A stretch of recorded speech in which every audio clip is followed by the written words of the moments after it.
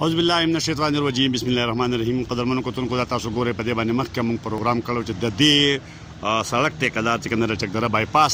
هغه ته د محکمه تعمیرات لخوا او سره بیا ضلعي انتظامیه ډیپټي کمشنر یا نور انتظامیه جوړ هغه هم دی رضا کړو چې دا موږ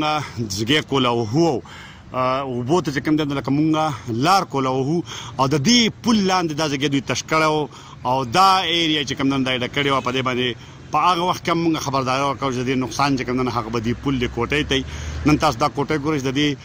دا لاندې چې کوم د دومره کولا او نو دغه خو لا دغه نقصان دی خو دلته چې کوم ځای جوړ شو په هغه وخت کې موږ دا خبره ښکاره ما کړې وه چې د پل لاندې دا ځای چې کوم دا چې کله تشیږي نو د دې ځای نه به ولا ملبسي او دا تاسو ګورئ چې دا ورته چې کوم دی نو د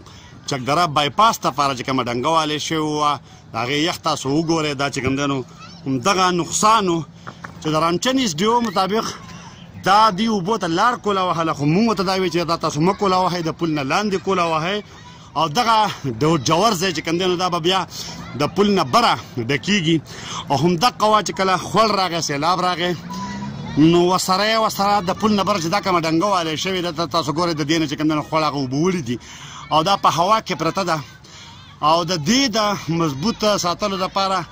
دا یو بل پلم چې کوم دی نو دا روان دی دا ډېر خطرناک عمل دی دا تاسو وګورئ دغه مخامخ ښکاري دا د دې د هغه غلطې فیصلې د وجې شوي دي کم چې دې ټیکهدار له سپیشل رعایت ورکړی او د هغه سپیشل رعایت په نتیجه کې چې کوم دی نو د پل لاندې دغه خاوره هغې اچولې وه دغلته پې چې کوم دی نو فیلینګ کوو نور چاته اجازت نه و دته سپیشل اجازت ورکړی او د هغه اجازت نه اوس دې بایپاس ته چې کوم دی نو دا دومره لوی نقصان جوړ شوی دی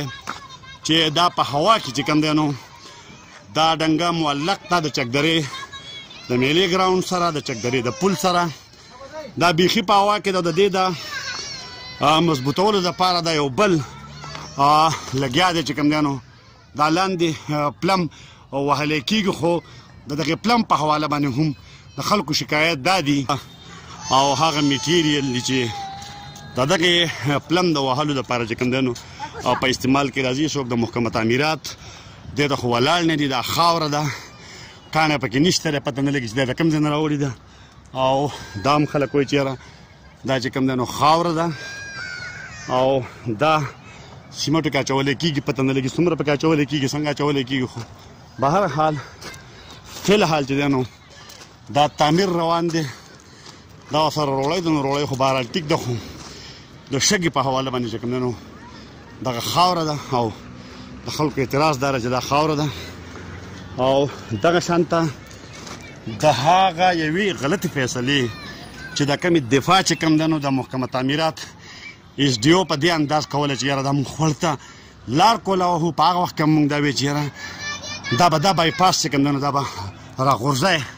دا تاسو وګورئ دا د بایپاس هغه ځای دی هغه ډنګه ده چې کوم د چکدرې د میلې د ګراونډ سره ده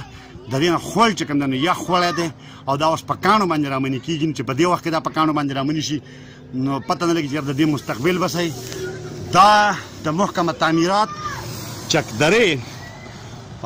سب انجینیر ورسره بیا اس ډي او هغه نور ذمه دار دي چې هغې چې کوم دی نو د هغې د غیر ذمه دارۍ د وجې نه د یو